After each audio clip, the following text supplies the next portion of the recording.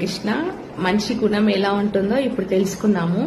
ఒక వేటగాడు ఒక పులిని వేటాడుతూ ఉంటాడు. అప్పుడు అతని దగ్గర ఉన్న బాణాలన్నీ అయిపోతాయి వేటాడి. అప్పుడు అది గమనించిన పులి ఏం చేస్తుంది, వేటగాడినే వెంబడిస్తే వేటగాడు చెట్టు పైన ఎక్కుతాడు. చెట్టు మీద ఆల్రెడీ ఒక కోతి కూర్చొని ఉంటది. వేటగాడు కోతి చెట్టు పైన ఉంటారు, కింద పులి ఉంటది.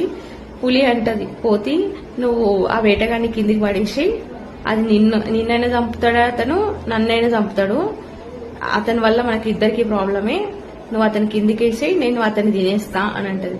అప్పుడు కోతి అంటది, ఎవరైనా మనకి రక్షించు అని వచ్చినప్పుడు, వాళ్ళని కాపాడినప్పుడు మనము ఇలాంటి పనులు చేయొద్దు, రక్షించాలి వాళ్ళని అని అంటది.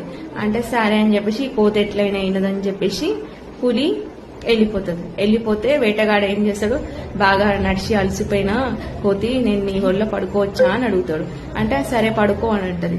సరే కృష్ణ ఆధ్యాత్మిక జీవితం ఎలా ఉంటుందంటే, కనకరాజు యొక్క గురువు గారు అందరికి శిశువులకి అట్టి పండ్లు ఇచ్చి ఎవరు లేని చోట తినేసి రండి అని చెప్తాడు.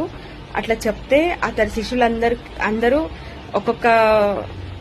ఒక బావి సందులో ఇంకా చెట్ల పొదలో కూర్చొని తినేసి వస్తారు.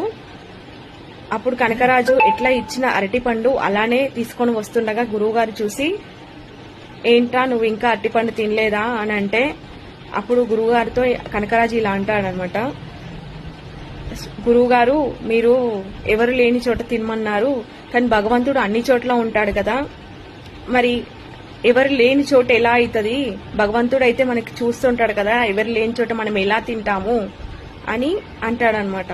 హరే కృష్ణ. శ్రీకృష్ణ గోవింద హరే మురారి, హే నాథ నారాయణ వాసుదేవ, అచ్యుతం కేశవం కృష్ణ దామోదరం